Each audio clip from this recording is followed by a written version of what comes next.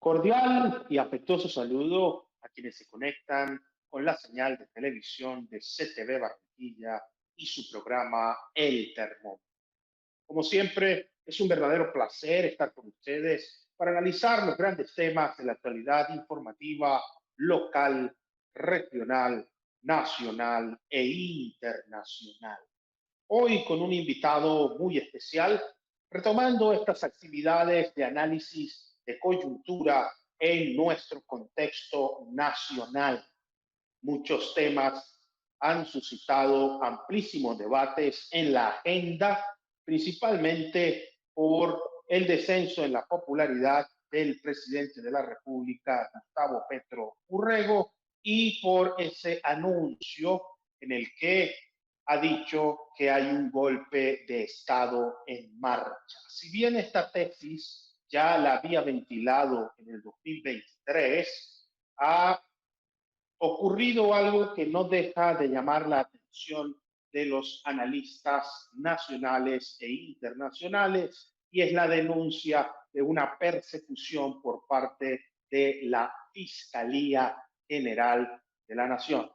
Bajo este contexto, también el panorama económico presenta grandes retos para el país, grandes reformas en el Congreso de la República, parece que van a paso lento, de tortuga, una crisis ministerial que entre dimes y diretes parece que viene un sacudón ministerial, más allá de si son o no ciertas las informaciones que dicen que el presidente le había pedido la renuncia protocolaria a la mayoría de sus ministros. En un escueto comunicado, el presidente de la República, a través de las fuentes oficiales, ha dicho que eso era una desinformación y una nota de prensa equivocada basada en un fake news, que no le había pedido la renuncia a nadie.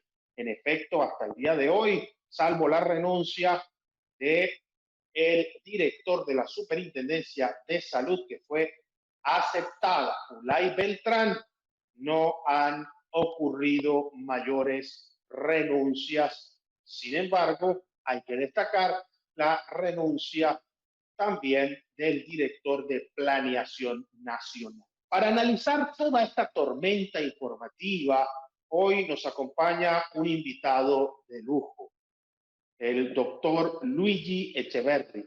Luigi Echeverri es abogado, magíster, con una amplísima experiencia en diferentes ámbitos, no solo de la administración en el sector privado, sino también en diferentes instituciones públicas como el Banco Interamericano de Desarrollo, la gerencia y la presidencia de la Junta Directiva de Ecopetrol, la Cámara de Comercio de Bogotá, entre muchos otros elementos que destacan su trayectoria profesional como una de las voces más autorizadas. Además es columnista y un permanente opinador nacional en nuestro contexto. Doctor Luigi Echeverri, bienvenido nuevamente al Termómetro y muchas gracias por estar con nosotros en CTV Barranquilla. Julio César, muy buenas tardes a toda la audiencia de ustedes en el Termómetro, a toda la gente de Barranquilla, mi más profundo saludo. Muchas gracias por la invitación y aquí estamos con ustedes. Muchísimas gracias a usted por estar con nosotros. Han ocurrido unos grandes sucesos y yo quisiera que empezáramos por el principio. Aprovechando que usted es un experto en el tema económico, su participación en el Banco Interamericano de Desarrollo dejó evidencia de esa capacidad analítica del sector económico y financiero. La pregunta obligada es, ¿cómo ve la economía en este 2024 en nuestro país? Pues yo la veo, realmente lo veo muy complicado todo el tema económico, Julio, porque la verdad, si uno se pone a mirar los indicadores que hay en este momento, son bastante críticos o muestran una realidad muy crítica, muy compleja, muy difícil de entender. Es decir, que eh, las economías normalmente funcionan con confianza y esa confianza necesita justicia y necesita inversión, porque la justicia es la garantía de que la inversión pueda ser segura. De la inversión se deriva, pues obviamente, la productividad, que debe ser más que todo privada. No quiere decir que el Estado no pueda tener medios de producción, pero está claro que deben ser mucho más privados y el Estado debe ser más bien un facilitador y que ese modelo es un modelo mucho más práctico para en la vida real, porque el Estado pues no puede suplir a los particulares muchas cosas y su función esencial es facilitar que las economías evolucionen y permitan el desarrollo. Entonces la confianza es el tema esencial, pero ¿qué elementos le pegan duro a la confianza? Pues miremoslo. Seguridad, y la seguridad puede ser física, económica, jurídica, eh, obviamente la seguridad directamente a la inversión por el riesgo país. Entonces, seguridad física, llevamos en esto, en el 2023, hablan de, pues, o sea, ¿qué dejó esto en el 2023? 92 masacres, 193 de los que llaman líderes asesinados, aunque mucho de eso yo pienso que son arreglos de cuentas entre todo ese problema inmenso que tenemos de narcotráfico. Narcotráfico por todas partes creciente, no solamente en las cifras de siembra, sino en las cifras de, de tráfico en general y que el delito no está siendo perseguido como debería ser no perseguido. Eh, asesinados dentro de la gente que había firmado supuestos acuerdos de paz, secuestros con un incremento del 63%, extorsiones con un incremento del 8%, una trata de personas como uno de los problemas críticos, llegando casi pues, a un incremento de un tercio sobre lo que había antes, más de un 30%, un 33%, hurto de personas, que lo llaman hurto de personas, ahora yo, pues, 68%, todo el tema de violencia sexual, delitos sexuales, abuso de menores, tráfico de blancas, hurto de vehículos también pues subió y confinamientos llaman hoy en día, es que un 31%, entonces vamos a ver, la inversión extranjera va para abajo, la inversión, la bolsa va para abajo en un 20%, eh, la producción industrial negativa, el comercio minorista -7%, la construcción -8%, el crecimiento económico el 0,3%, cuando el parcial con que recibió Petro fue el 12,6%. Las exportaciones caen casi en un 15%. La productividad, ¿cierto? En general, un índice de -1. Ecopetrol, hablan de un -28 menos un 30% en general, pero pues la pérdida de valor bursátil ha llegado hasta los límites del 56%. Entonces, bueno, promedielo en el 40%. En valor bursátil y en rentabilidad también, y en problemática de que vuelan los oleoductos. Eso no nos lo están contando, de que están teniendo que sacar un petróleo por el Ecuador, no nos lo están contando, ¿cierto? Entonces, y las alzas, la inflación, el costo de vida en alimentos, en electricidad, de electricidad 2 dígitos, 15%, combustible 47% más, transporte 16% más, la vestimenta un 6%, los muebles casi un 10%, la educación más de un 11%, las medicinas un 10% y pues los alimentos en un 8%. Entonces, ¿qué quiere decir eso? Que la economía va muy mal porque todos los indicadores apuntan para el suelo. No hay nada que uno muestre que tenga un crecimiento positivo. Entonces, eso con respecto a la economía y obviamente el riesgo país y lo que han dicho las calificadoras y la imposibilidad del país de emitir deuda en mercados extranjeros que la paguen bien. Entonces, pues, ¿qué pasa con eso? Que donde hay una curva de demanda más grande es con una población creciente y los ingresos del Estado, sobre todo en un grupo económico de 100 empresas como Ecopetrol, que le reporta muchísimo al PIB nacional para abajo y con problemas en todo un presidente que no quiere el empresariado, que no cree en, en el sistema de libre empresa, pero que tampoco tiene con quién administrar los negocios si es que los pasaran al Estado ni ayudan a nada, que la ejecución del gasto es muy pobre. Entonces, hay algunas cosas que medio le compensan al Ministerio de Hacienda, pero se cerraron los pozos de gas, se habla de traer el gas de Venezuela, pues se cerró la posibilidad de hacer el fracking, se, mm, se negaron se fueron muchas de las compañías grandes que operaban en el país y hay otras que están en el mismo camino. Entonces, ese es el panorama económico. Un panorama económico que, en palabra de nuestro invitado de hoy, el doctor Luigi Echeverry, es bastante preocupante para el país. La inflación, la inseguridad, el riesgo país con unas cifras que deberían ocupar a los cerebros de nuestra nación en buscar alternativas y superar esta polarización. La polarización lo único que genera es incertidumbres, inestabilidades y por supuesto ahuyenta la inversión extranjera. La inversión de capitales extranjeros en nuestro país en los últimos años ha tenido un franco descenso. Esperemos que no sea la constante en los años siguientes. Y aquí quiero preguntarle algo, doctor Luigi Echeverri. ¿Qué tanto afecta esta polarización y la crisis supuesta de gobernabilidad en la configuración de un gabinete en el que, más allá de lo que se dice, parece que no hay una línea de mando clara?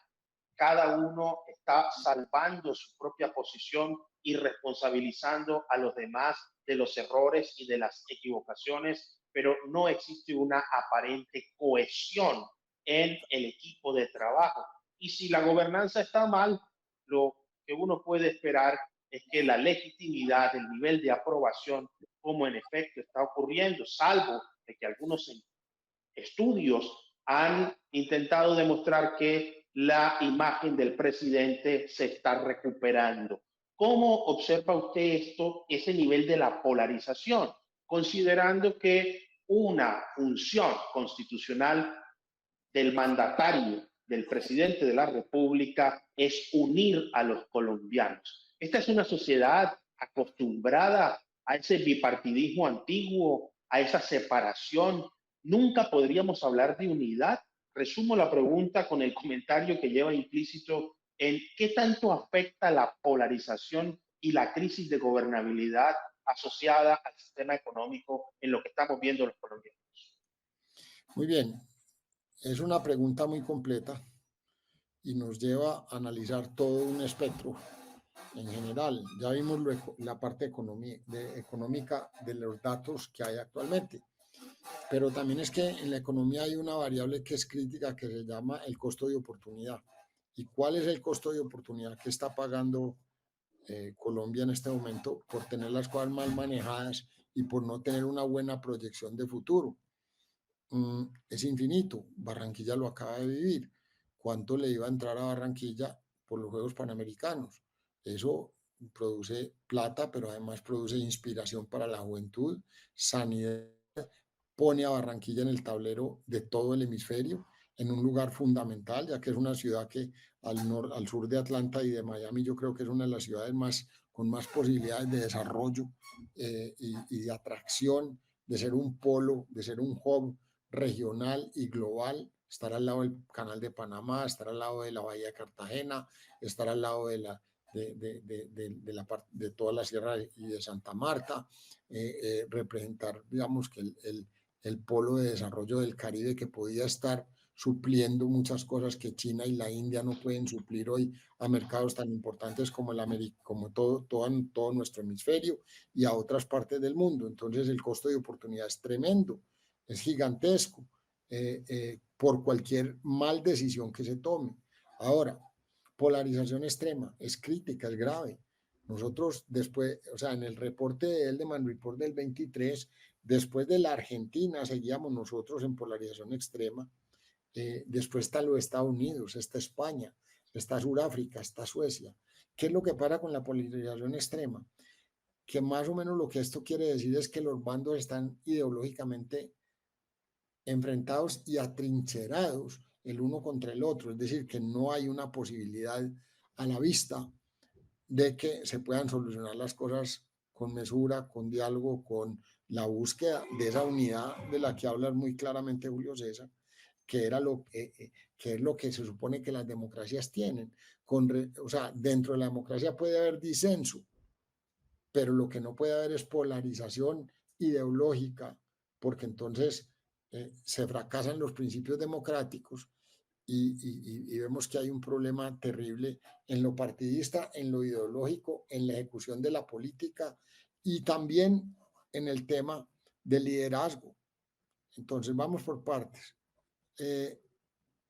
Estamos en la época de la convergencia digital, tecnológica, científica. En el mundo, pocos países tienen la posibilidad de producir hacia futuro los minerales, la energía y el agua que puede producir Colombia si no dañamos el medio ambiente. Pero es que cuidar el ambiente no quiere decir que no hagamos la minería, sino hacer la mitigación que se debe.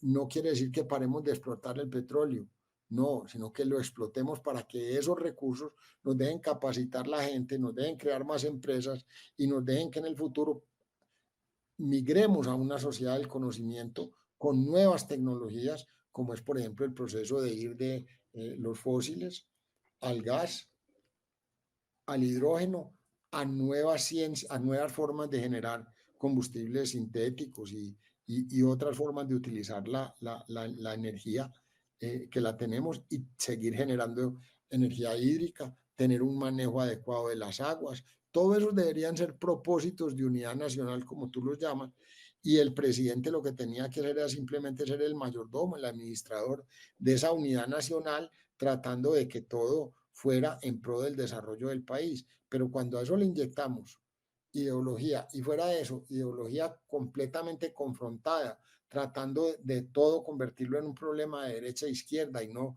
en una medición cuantitativa de lo que le conviene a un país en vía de desarrollo, nos vemos con unos problemas infinitos. Y ahí viene también la parte de la política. Si la política que antes aquí era bipartidista y tenía reglas, hoy en día en vez de dos partidos y tres o cuatro que no sumaban mucho, tenemos 36, 37, 38 movimientos políticos a los cuales tiene que atender el erario nacional por ley. Y esos partidos no tienen unas estructuras de selección de gente y sobre todo de sucesión, como la tienen los equipos de fútbol. Se puede haber enojado la gente porque no jugó Messi, pero alguien va a tener que reemplazar a Messi muy ligero. Y entonces los equipos ya están buscando los Messi del futuro y la gente con que los van a reemplazar. Y Messi se va a ir tranquilo para la casa sabiendo que ya cumplió. Pero aquí no, los líderes que llegan a la cúspide se vuelven, tienen unos egos infinitos y no pueden desaparecer de la figuración política, ni de la palestra, ni del control de los partidos, y los avales no los dan porque sean las mejores personas y tampoco hay una meritocracia que se bregó a instalar en el primer gobierno de Uribe que sirva dentro de los gobiernos. Entonces, ¿qué pasa? Que en este momento, si a la gente la llevan a las posiciones por un tema de ideología política, porque son pues sus camaradas o sus amigos o sus compañeros o sus familiares o lo que sea, están dejando de atender el propósito que debe tener de unidad nacional, de que cada agencia, cada ministerio, cada lugar se maneje como debería manejarse. Entonces eso también es un costo de oportunidad muy grande para el país. Y en eso la estamos embarrando y en eso no hay propuesta política seria con un partidismo que esté estructurado, que la gente que presente para que ocupe las posiciones sea gente que tenga realmente una hoja de vida y unos logros que los acrediten y que cuando un tipo es líder o es presidente y todo eso, se sepa retirar tranquilo y decir, hombre, le toca a otro del equipo reemplazarme a mí porque yo ya cumplí con mi misión. Y eso es lo que debía aprender la política del deporte, pero no, aquí es una política egocéntrica y un liderazgo egocéntrico donde se busca figuración, estatus y si no es lo que, y todos tienen la verdad revelada. Entonces muy berraco también así porque eso al país le cuesta muchísimo. Después el otro punto de qué le cuesta al país, un tipo que vive en eterna pelea consigo mismo, un tipo que parece que es tan resentido que odia su misma condición porque,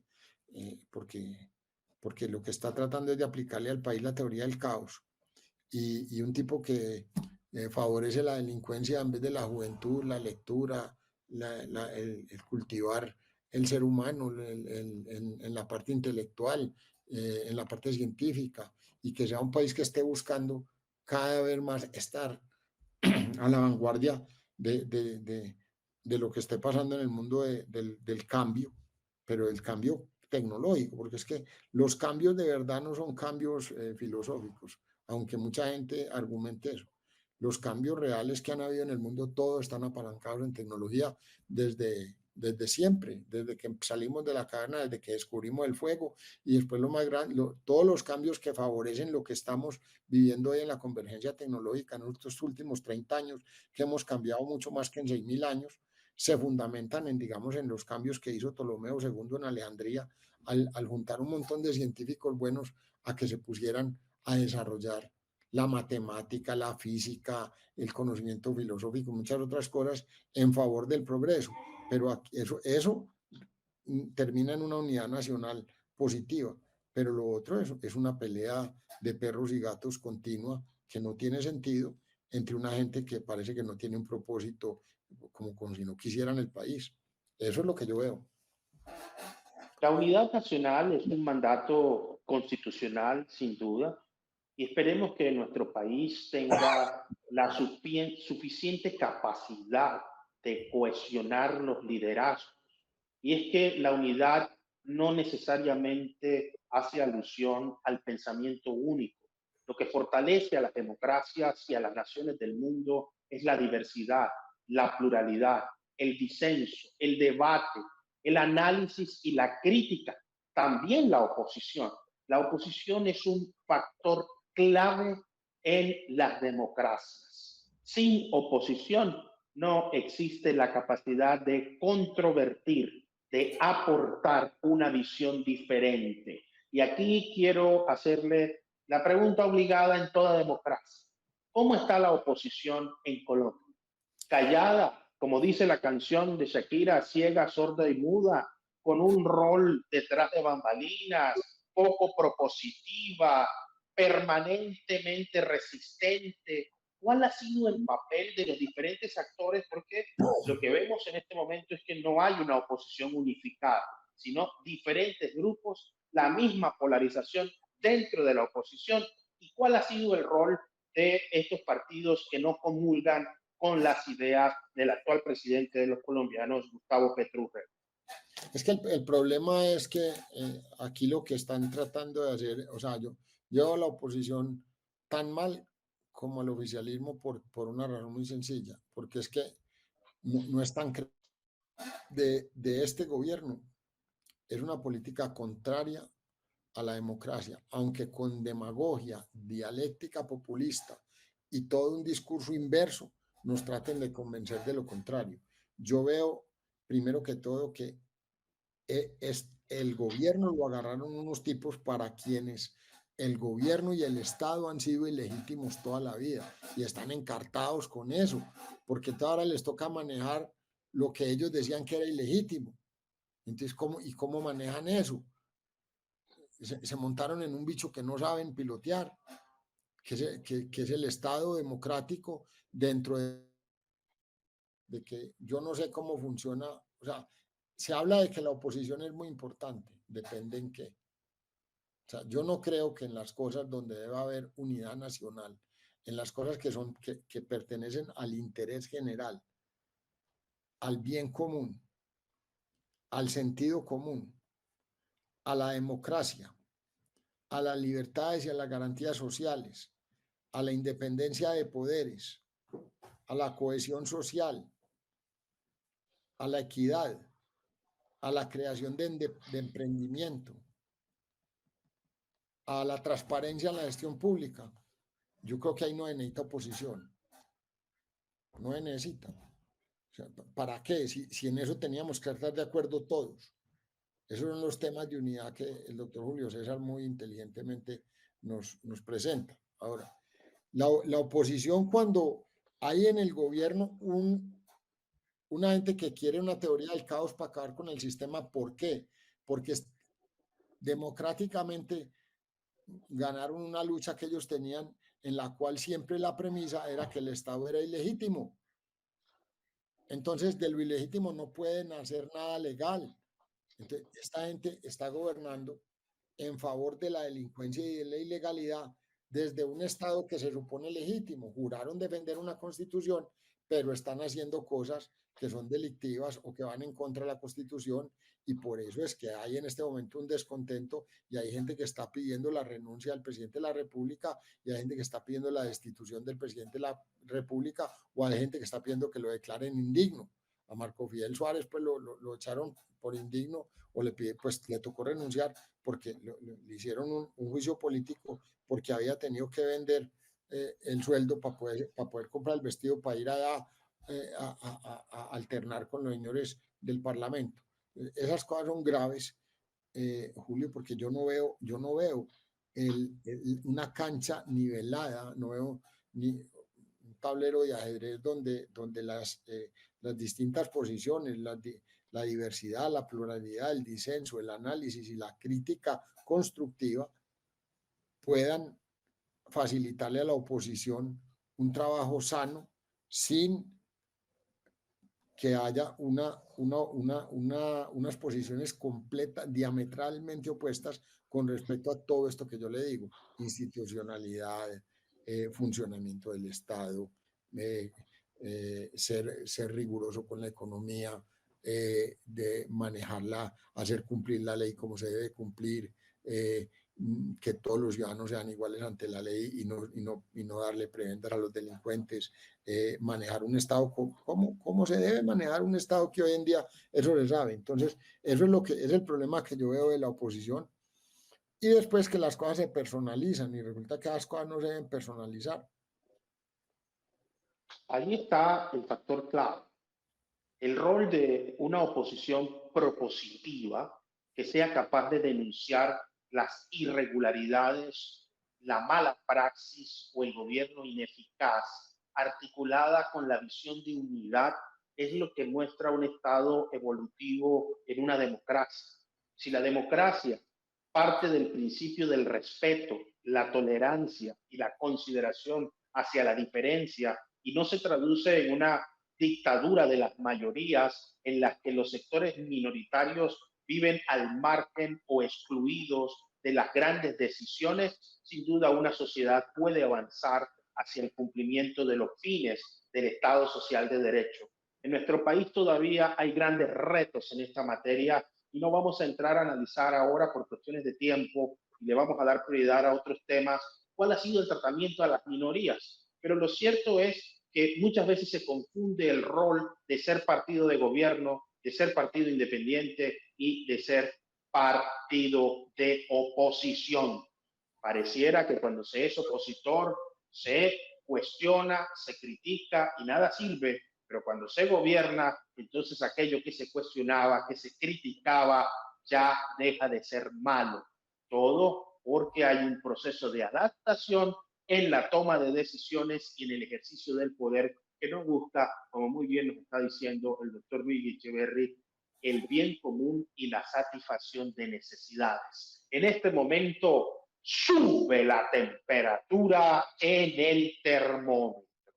Doctor Luigi Echeverry, no ha dejado de sorprender a nivel mundial el anuncio del presidente de la República una vez más diciendo que hay un golpe de Estado en marcha y una persecución específicamente por los órganos de control como la Procuraduría y la Fiscalía. ¿Qué opinión le merece esta declaración? ¿Es un golpe, una estrategia para desestabilizar y no dejar gobernar, haciendo alusión a las palabras del presidente en las cuales decía que ya eso se lo habían hecho en Bogotá con el anterior procurador y que el país sigue la misma estrategia de no dejarlo gobernar? Vea, primero de todo a Petro le perdonaron todo tipo de delitos eh, con una figura jurídica internacional que han venido bregando a revivir de, que, de inmunidad y no sé qué, cuando había cometido delitos que fueron evidentes para toda la ciudadanía de Bogotá. Y ahí están todavía los vehículos que están en los patios que no sirvieron y todo tipo de delitos eh, que cometen los funcionarios públicos cuando hacen las cosas mal hechas. Yo definitivamente considero que este señor está alucinando hace mucho rato en todo sentido, porque para él la ley no aplica, sino para él, a favor de él, pero nunca reconocen los delitos que cometen, ni reconocen que la gente se puede equivocar o puede intencionalmente cometer delitos como lo ha hecho el señor canciller y le contestó cínicamente al país que cuando lo enjuicien ya lo van a tener que ir a citar a la tumba. Eh, eh, lo de las campañas políticas y lo de la legitimidad de un gobierno no es un tema menor. Ese es un tema de que si usted realmente le hace trampa a la ley o usted viola la ley, usted no debe ser elegido presidente de la República. Eso ya lo habíamos observado desde el 2018, donde no lo investigaron porque tenían mucha fuerza en la oposición y en un lado y otro. A nosotros nos investigaron, 9 investigaciones nos hicieron. Y ahora viene Petro a hablar de la ñeñe política cuando eso quedó completamente archivado y se supo que eso fue una cosa que un abogado afín a Petro pues la bautizó de esa manera, pero se comprobó que ahí no había absolutamente nada, ni a la campaña había entrado nada, entre otras cosas porque nosotros en segunda vuelta ni siquiera recibimos una donación en especie, ni la envoltura de un confite siquiera. Entonces, esto es delirante, pero el que sí habló de un golpe de Estado en el 2021 fue Petro y Bolívar, que dijeron que había que darle un golpe de Estado a Duque. Es que ellos tienen una cosa delirante, psicodélica, yo no sé cómo será con el tema de utilizar toda esa dialéctica en favor de lo que no es. Y lo mismo hacen con lo que usted dijo ahora. Las agendas minoritarias las han usado para tratar de imponérsela a la mayoría. Y la agenda de la mayoría es la única agenda que de verdad tiene que tener unidad nacional. Y las minoritarias, pues hay que tenerlas en cuenta y hay que ayudarlas, pero no pueden pisotear a la gran mayoría de la ciudadanía. Por mucha tolerancia y mucho respeto que queramos tener, la ley no puede tener tolerancia. O sea, hasta el lindero de lo legal está muy bien toda esa verborrea. Y que todo hay que respetarlo y que todo esto, pero tolerantes, usted tiene que ser tolerante conmigo, pues yo no puedo, yo no tengo que ser tolerante con usted. Y esa es la que vienen aplicando desde que le montaron al caballo del poder. Entonces es muy grave y es muy grave ahora que se trate de victimizar a un presidente, inclusive estaba peleando, cuando dijo todo eso, estaba peleando era con una cuenta falsa del señor fiscal de la nación. Entonces vino a inventarse un golpe de Estado. Entonces no le digo, todo esto es invento, es tan invento como el cambio. ¿Cuál cambio si no le han inyectado nada de tecnología a nada? Estamos en pañales, no han hecho nada, la ejecución del Estado es paupérrima.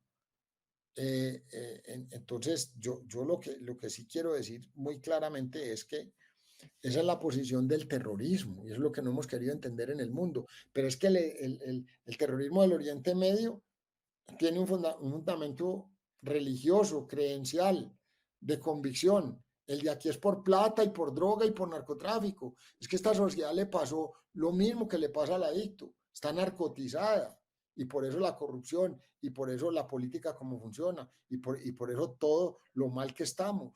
Y tenemos es que aquí el cambio tiene que ser un cambio cultural para poder aprovechar el momento que vivimos en una era digital y de convergencia tecnológica, científica y comunicacional. El cambio que tanto esperan los colombianos hace mucho tiempo en la mejoría en la prestación de los servicios públicos, en la calidad de vida, en el crecimiento económico, ha tenido un lenguaje y un discurso muy diferente. El concepto de crecimiento y la política internacional que ha posicionado al presidente Petro como un líder hoy, inclusive nominado a el Premio Nobel de Paz por un congresista noruego, ha generado bastante controversia en los sectores que no acompañan la iniciativa de paz total. Y aquí quisiera, doctor Luis Echeverry, que nos diera su luz sobre cómo van esos procesos de paz. Algunos afirman que el proceso de paz es la continuación de un diálogo sin un propósito claro, otros con esperanza manifiestan que la mesa con el ELN va a llegar a buen término. Desde su óptica, ¿la paz total es posible o es parte del ejercicio retórico y de la capacidad dialéctica de un discurso ideológico? Es parte de la retórica y es parte de la irrealidad en que vive la gente que mete cosas en la cabeza. Le voy a explicar por qué. Primero que todo, la paz es un ideal. Es lo que escribieron los filósofos desde hace más de 100 años, una utopía. Porque el ser humano y las luchas por el poder degeneran muchas veces en la violencia. Entonces, a donde hay violencia no hay paz. Para que hablemos de una cosa concreta, hablemos de convivencia. Y la convivencia demanda un grado de desarrollo cultural y educativo que no lo tenemos. Entonces, si usted a eso le suma que aquí el grave problema de la violencia es que todo lo que se generó como una inconformidad política en un momento determinado de la historia degeneró en narcoterrorismo, en donde exista la más mínima manifestación de terrorismo, es decir, de amenaza de violencia para que un lado ceda frente al otro, no habrá nunca la posibilidad de convivir bien. Y los señores no tienen el negocio para la venta, el negocio del narcotráfico avalado y justificado en el narcoterrorismo no está para la venta y por lo tanto tampoco les interesa, a pesar de que hablen mucho de legalización, legalizarlo, pero es que tampoco está claro que los políticos al legalizar sean los idóneos para manejar el narcotráfico y el microtráfico y que a ellos no les hagan trampa por detrás y que no exista un mercado negro como lo ha existido siempre en todo lo que ha estado relacionado con vicio en toda la historia de la humanidad.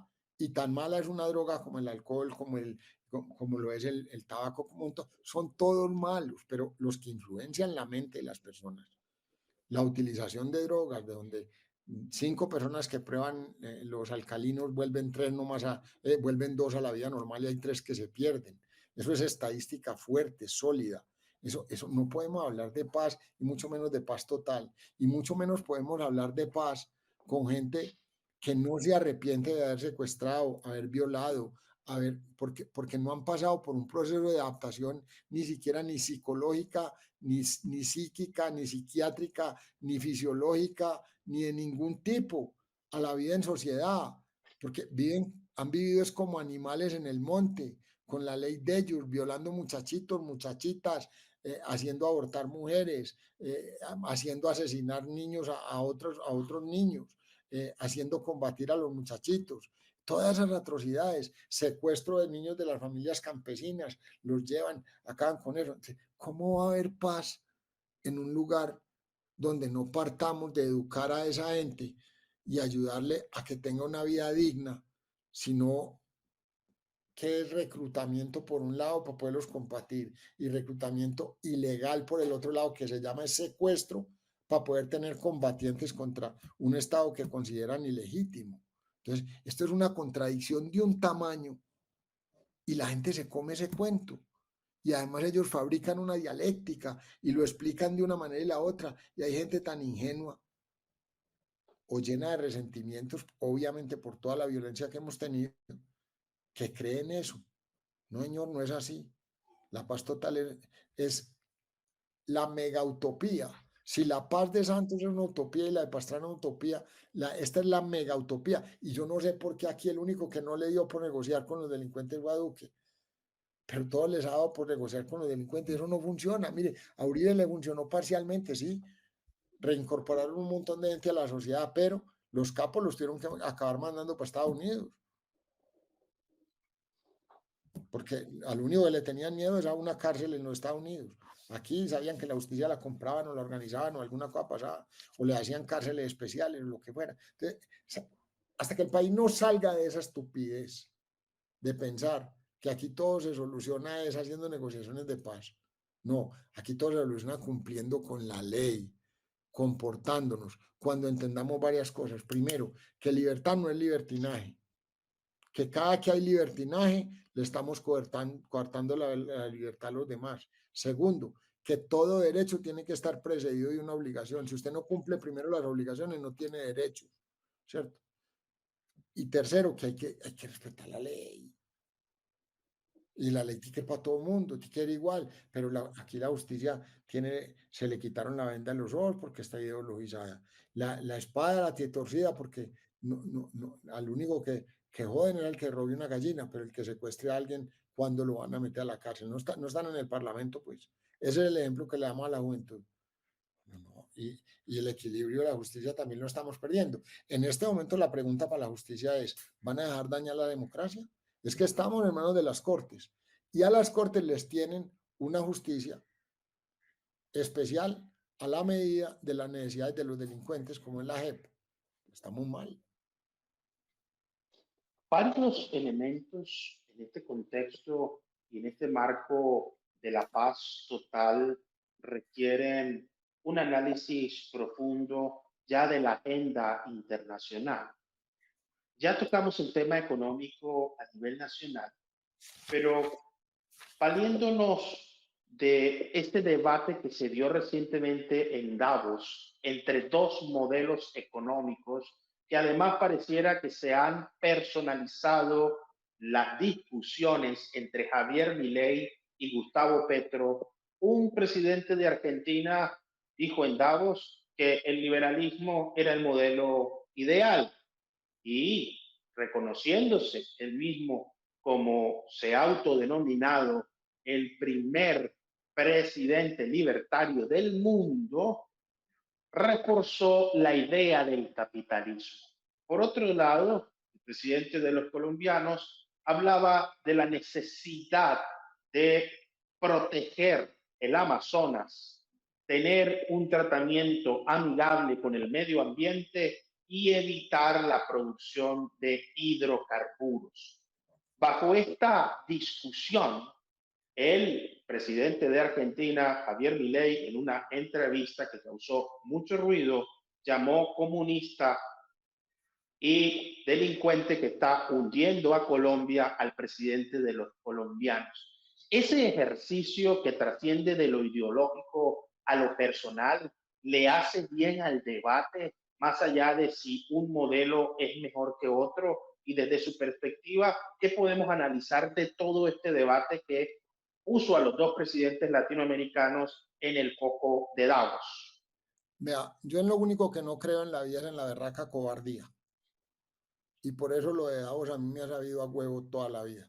Por una mano de cobardes que lo que tienen es un foro para rellenarse de plata, eso funciona muy bien. Yo estuve allá, yo lo vi, yo no he ido a lo de Davos, pero conocí el World Economic Forum y leo lo de ellos y veo muchas otras cosas mucho mejores que ellos. Vea, mire, vamos a hablar claramente.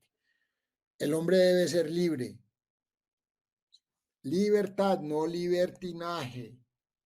Debe ser libre de vivir dentro de la legalidad con libertad. Y debe haber libertad económica para que haya emprendimiento. Porque es que ya vimos que el modelo del Estado central, el Estado dueño de los negocios, de la economía, no funciona, no da plata, el Estado no produce.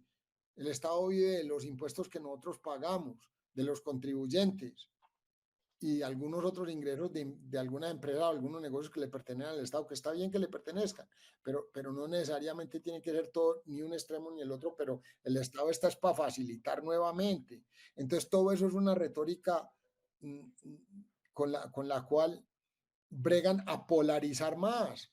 Y el tema es llegar a polarizaciones extremas que no funcionan. A ver, perdóneme, ¿tiene que invertir el Estado o los particulares? ¿A quién le creo más? ¿A que el Estado ponga la plata o a que la ponga un particular que de verdad es su plata y tiene que manejar su riesgo y tiene que buscar una eficiencia de la empresa y tiene que buscar que le vaya bien? Que eso sea responsable, eso es otro cuento distinto. Pero no convirtamos la responsabilidad empresarial y la responsabilidad en la función del capital con el socialismo de Marx, que fue un parásito que vivió de una mujer noble toda la vida y no le pegó un golpe al mundo y lo único que hizo fue escribir lo mismo que habían escrito los dominicos, que es una distorsión del cristianismo inicial. Entonces, con eso hay que tener mucho cuidado porque es que, mire, lo de Petro es tremendo. Petro dice que cuida al Amazonas y no prohíbe la producción de la deforestación para la producción de drogas. Entonces aquí, mire, toda la selva tropical húmeda es la única parte del mundo donde se da la cocaína. Y nuestros páramos donde produce el agua es donde se da la amapola, aunque se da en otras partes del mundo, pero es que ya los procesos como los afganos, como los de muchas otras partes con la heroína los hemos visto. Y aquí fuera de eso, a eso le mezclaron marihuana con el indigenismo. Eso está mal. Ese no es el camino de educar el país ni la juventud, ni eso por mucho más que hagamos diálogo nos va a llevar a nada positivo. Tiene que haber inversión y la inversión, el capital es cobarde, el capital no va sino a donde se siente que puede generar más recursos, más empleos, para que más familias coman, para que la economía se dinamice y voltee. Eso lo mueven son los particulares, no lo, eso no es, el Estado debe estar para administrar, no para decir cómo tiene que ser una economía. Los mercados hay que dejarlos que las fuerzas de oferta, demanda, nuevas tecnologías, maten empresas, creen nuevas empresas, tengan una dinámica para que se puedan generar más empleos, porque es que sin un flujo de caja usted no tiene nada. El Estado no puede, sin flujos de caja no puede construir viviendas, si no hay un mercado inmobiliario en que se respaldan las hipotecas. Si no tengo un ahorro, ¿cómo me pensiono? Si no pago o mi empleador no paga o mi empleador y yo no pagamos, ¿cómo tengo un seguro de salud? Entonces acabo en la inanición como los cubanos. Es que para allá es cuando nos quiere llevar Petro. Y lo de los hidrocarburos es muy simple. Es que hay dos tendencias. Una es la de descarbonización y la otra es la de electrificación. Y ambas están relacionadas con el cambio climático y con el calentamiento global. Y tiene que haber una transición que nos lleve a eso, sí, pero eso no quiere decir que no explotemos el petróleo que tenemos ahí, porque es que el petróleo no es solamente con lo que se mueven los carros y los aviones, o la ridiculez de Petro, que el aguacate, no, perdónenme un momentico. A ver, hablemos claramente.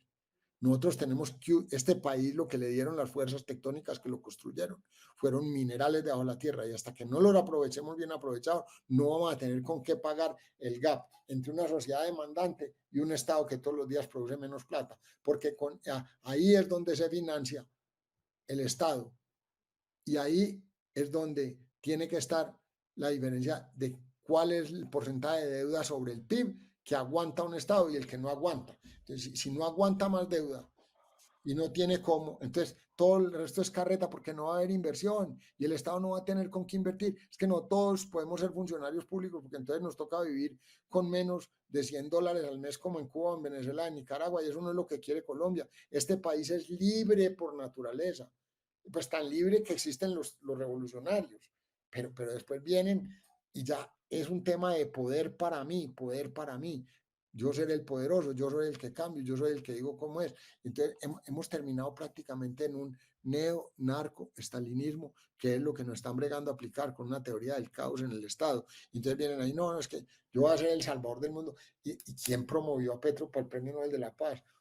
Un ex delincuente noruego, es que tampoco es que lo hayan, que todos los noruegos digan que Petro es la panacea, perdónenme, informemos bien a la gente, no digamos mentiras. ¿Y por qué quiere? Porque es que él quiere ser una figura mundial. ¿Para qué? Para poder incumplir la ley y que después no lo puedan tocar, hombre.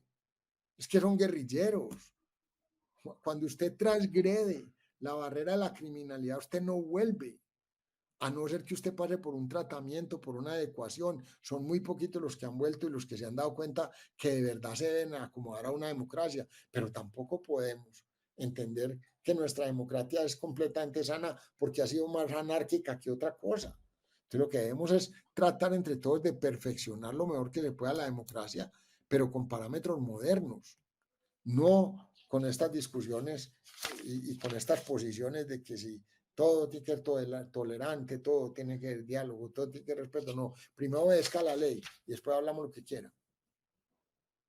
La supremacía de la ley como creadora del orden es un principio básico del Estado Social de Derecho y de las constituciones modernas. Dentro de la ley, todo al margen de ella, lo que queda es el gasto, el daño y la lesión social que provoca la ilegalidad, la delincuencia. El tiempo ha transcurrido, pero hay tres grandes temas que quisiéramos abordar brevemente, si es que estos temas lo permiten. El primero es el triunfo de Nayib Bukele en El Salvador, con una victoria aplastante. ¿Va a tener este triunfo de una política drástica y fuerte contra la criminalidad eco en la región? Aquí en Colombia ya algunos líderes regionales y otros con alcance y aspiración nacional están viendo este modelo como un referente. Seguiremos en Colombia copiando modelos y nuestro liderazgo no será capaz de crear un modelo propio que satisfaga las necesidades colectivas y resuelva los problemas sociales. ¿Cuál será, en la perspectiva de Luis Echeverry, el efecto y el eco de este triunfo de Nayib Bukele? Mire, yo depende mucho de mismo Nayib Bukele, pero también depende mucho de nuestros pueblos y de cómo se manejan las políticas. Porque le voy a decir una cosa, Uribe terminó con una votación del 80%, no es nada distinto al porcentaje con el que gana Bukele.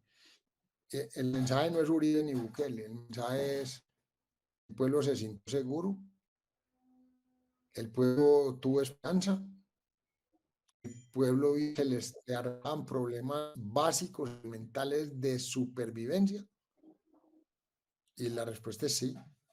¿Y por qué? Pues mírenlo en el índice de homicidios. Miren cómo, que eso tiene unos problemas de libertad. Sí, tiene problemas de libertad, claro que los tiene, y ojalá no hayan transgresiones. A mí me parece que Uribe manejó eso muy bien. Bukele ha sido un hombre muy vocal, muy fuerte, pero le ha dado resultado lo que está diciendo. Si Bukele no se le sube el poder a la cabeza y Bukele empieza a crear una conciencia entre toda la sociedad de El Salvador de obediencia a la ley y respeto a la ley, y económicamente prosperan y logran mantener una economía más o menos bien. Obviamente es un país mucho más pequeño, yo creo que es más fácil que eso le vaya bien. Que eso se permedia a toda Latinoamérica también depende mucho de quiénes nos gobiernen y cómo nos gobiernen, porque si aquí el crimen aumenta como viene aumentando en Colombia, no le quepa la menor duda que la gente va a querer seguridad. Porque primero, Seguridad. claro, y seguridad quiere decir seguridad física, poder vivir tranquilo, poder convivir, poder tener alimentación, seguridad alimenticia, poder tener seguridad social, que incluye salud, pensión, ahorro, eh, eh, toda la seguridad en la extensión de la palabra, seguridad nacional, que no nos quieran imponer modelos de otra parte a nosotros, como viene pasando con el castrochavismo, que no haya injerencia ninguna. Entonces, la disculpa es que los gringos, mire, si los gringos fueran tan imperialistas, todo esto ya lo manejaban ellos, o ellos hubieran, nos hubieran impuesto un modelo, y resulta que ese no es el modelo de ellos, el modelo de nosotros, el que nosotros escogimos desde 1810, que ha venido evolucionando. Yo, por ejemplo, creo más en un modelo mucho más federalista que el que hay hoy en día, pero ese es mi punto de vista sobre eso. En la misma pregunta voy a tratar de involucrar dos temas porque ha avanzado el tiempo, como siempre, en esta conversación tan profunda, descriptiva y analítica de la realidad nacional e internacional. El conflicto en Ucrania y el conflicto en la franja de Gaza. ¿Seguirá escalando esto? Algunos están hablando de una posible guerra mundial.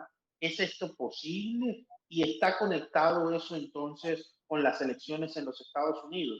¿Cómo ve el panorama de Donald Trump? A ver, yo ni soy fanático de Trump, no me gusta Biden, reconozco que Biden es un político muy hábil desde el punto de vista legislativo y creo que, bueno, no voy a entrar a calificarlo. Lo que creo que sí es que, mire, Rusia, aquí hay un poder emergente y un poder establecido. El establecido es los Estados Unidos, el emergente es China. Ok. Y hay un país que fue superpotencia, que se ha quedado un poco o bastante relegado, que es Rusia, porque también le apostó mucho a una combinación de comunismo con ilegalidad. China es un comunismo capitalista muy raro, es un híbrido muy difícil, pero que ellos vienen dentro de lo que es su cultura, que hay que entenderla, que es milenaria y es muy distinta a la nuestra, a la occidental, les viene funcionando porque han sacado mucha gente de la pobreza y tienen un montón de, como quiera que usted califique, millonarios que invierten en la China y en los negocios de la China todo el tiempo. Sin embargo, tienen un Estado bastante intervencionista y no tienen libertades fundamentales como si las tenemos en Occidente. Pero ni a China ni a los Estados Unidos les conviene, es decir, que, que se desate un problema nuclear a cuenta de Pakistán, que tiene problemas con la India de toda la vida, o a cuenta de Irán, que tiene problemas con Arabia Saudita toda la vida, por temas energéticos, por temas de petróleo, por temas de estabilidad económica mundial, no les conviene y así, y por eso cuando el terrorismo amparado por Irán empieza a atacar los buques en el Mar Rojo, pues hay una presencia americana y unas acciones americanas que están teniendo lugar en estos días y los otros no les dicen nada, salvo Rusia que por detrás trabaja con Irán, pero la China, por el contrario, está presente también en el Mediano Oriente y está pendiente, inclusive ha trabajado con los Estados Unidos de que el tema de Gaza no vaya a escalar hasta el punto de que haya un problema nuclear. Siempre hay el riesgo de un problema nuclear y de una locura de esas. El otro actor que puede hacer eso es Corea del Norte. Vaya uno a saber qué pasa. Hay un tema muy claro con el mar de China, hay unos temas en Filipinas y en otras partes en este momento complejos de manejar. Está el tema de Taiwán. Acuérdese que hoy en día gran parte del poder se va a medir en semiconductores. Rusia está tratando de aplicar parte del poder con reservas que ellos tienen. Si usted suma las de Rusia y las de Venezuela, le va a dar que el comunismo tal vez es el que más reservas de petróleo tiene, a pesar de que ellos digan que no deben hacer fracking, pero sí le quieren vender e imponer gas a toda Europa y a otras partes y venderle combustible a Europa y a la India, que la India importa el 85% de sus combustibles. Entonces, en las otras partes del mundo no se acaba lo petrolero, pero Petro resolvió que él lo acababa y que era el líder de eso, y entonces está por allá un señor en Suecia, le dijo que eso era la paz y la panacea y que él va a salvar el medio ambiente del mundo. Y resulta que nosotros en carbonización, pues en emisión emisión de carbono, no representamos absolutamente nada frente a los otros países del mundo. Entonces, pero sí, el daño que estamos haciendo con la deforestación de la coca es tremenda. Entonces, la contradicción de Petro en ese sentido es horrorosa. Vender a Petro como el salvador del medio ambiente cuando lo que está es dejando que aquí las mafias y los carteles del narcotráfico, que son el narcoterrorismo, tengan 16 regiones del país y ellos no tienen el negocio para la venta, es todo lo contrario a lo que predica. Y eso pues sí, eso es como el cura que da misa, pero después tiene otro tipo de aberraciones en la vida. Entonces, ellos hablan y acusan de doble moral, cuando la doble moral más grande la tiene un tipo como Petro, hablando de que él va a salvar la Amazonía y de que va a acabar con los hidrocarburos, cuando eso se necesita. Yo quiero ver a ver qué le va a pasar a Barranca Bermeja cuando no hagan el fracking y tengan que cerrar la refinería, o se den cuenta que el petróleo de Venezuela nos quebramos trayendo petróleo de Venezuela en vez de producir el de nosotros. y que en vez de producir más agua y producir más otras fuentes de energía y hacer una transición en 40 o 50 años, pero que nos permita ser autosuficientes durante esos 40 o 50 años, es una maravilla, es una situación ideal y es una situación que nos va a dejar preparar el país para que aquí llegue una inversión realmente ecológica, turística, que cuide el medio ambiente. Pero eso no quiere decir que no se haga la minería. En eso están completamente equivocados. Hoy en día la minería se puede hacer tecnificada con mecanismos de economía circular, devolviendo, mejorando inclusive los acuíferos, cuidando todo, y se puede realizar y se puede hacer. Hay que hacerlo con cuidado y hay que ponerle buenas condiciones a los que lo vayan a hacer, sí, pero lo tienen que hacer, y si no, después lo van a hacer a la berraca con 4 o 5 corruptos a los que les den la licencia y lo hagan a la brava, como está pasando en este momento con algunos temas como el páramo de Santurbán, que se lo están tirando. Es la propia gente que hace la minería ilegal y que se van a hacer ganadería y a sembrar cebolla en el páramo y acaban con todo eso, con permisos que les dan los alcaldes que están en un negocio de inmediatismo y de enriquecimiento propio. Por último, esta conversación tan amena y tan productiva nos lleva a una pregunta obligada y que nos enorgullece a los barranquilleros. ¿Cómo vio al Junior campeón, Luis Echeverry? No, me alegra mucho porque Barranquilla, mire, todas esas cosas, las manifestaciones deportivas, culturales y todo eso, le llenan el alma a la gente. Además, le suman creatividad a una población. Yo creo que es muy bueno que a Barranquilla, pues, que ha tenido un equipo de fútbol que quiere tanto, y siempre los equipos de fútbol nos representan al país, a la región, a la ciudad, y eso es muy importante. Que me alegro mucho por Barranquilla. Barranquilla para mí es la gran perla que tiene todo el mar Caribe. Es el lugar que globalmente se puede convertir en una especie de Dubái si es bien manejado y si se le deja hacer todo lo que tiene que hacer, que es lo que no quiere el gobierno central hoy en día. Muchísimas gracias, doctor Luis Echeverry, por estar con nosotros. Y por último, su mensaje en un minuto a los colombianos. ¿Qué podemos esperar? Esperanza, incertidumbre, ¿hacia dónde vamos?